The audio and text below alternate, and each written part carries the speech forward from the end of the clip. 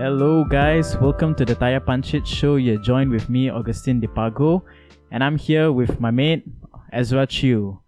Alright, so today, the episode that's going to be talked about is depression and addiction caused by social media. Living in a world today where social media is part of daily life and how it affects us in how we communicate with one another. How badly has it affected that communication? In what good ways does it contribute to our lives? And in a world where so many of us are connected, why do we feel alone? Yo, hey everyone, I'm Ezra. Just earlier you heard Augustine. And there's a few questions I would like to ask everyone. What is social media addiction? The definition of social media addiction. Well, I'm pretty sure everyone listening right now have their own definition and have their own sense of examples of addiction to social media. But I'm gonna say a few, which is my own opinion of what is social media addiction. Well, social media, when you tend to spend a lot of time thinking about social media and planning on how to use it for your own good, and that could be also a sign of social media addiction. And every time you feel the urge to check your social media, like your hand is itchy, you have the itch, like, oh man, I have to check what is there on my Facebook, what is there on Instagram, or what's there on Twitter, and Snapchat is also a social media, and you have that urge, like, oh man, I need to check something out. But yeah, and this type of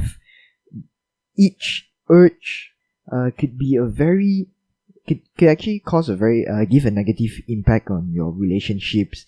Not only like boyfriend-girlfriend relationship, I'm talking here like literally every relationship, even relationship with your good friend, relationship with your parents and your siblings and all. And how does one utilize social media could be something which also affects this addiction, which everyone could agree with me that almost everyone now has an addiction to social media. So yeah, stay tuned with us, and as we will be talking on more and our content on how and what does this addiction affects. Alright, so for the first point of the episode regarding social media addiction is firstly, how does social media addiction affect work productivity, family, and friendships? Now, could it be in our highly connective world that we have become disconnected, especially when it comes to, well, let's just talk about work itself. Now, let me ask you as well this question first and foremost, okay?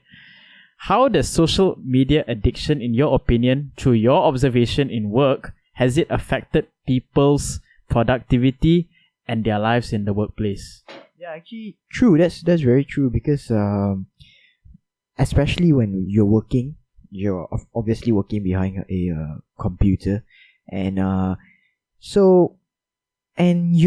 once you're addicted to something, you always have the urge to want to on it, and of course you can on your social media on your office laptop or your wherever you're working at, even looking at your phone. And yeah, of course it affects your productivity, because once you're so immersed yourself, you get yourself immersed into this social media or your Facebook or your Instagram or whatever you're using, you actually could forget about time, and that's where your work delays comes in, and that's where problems starts to happen and all.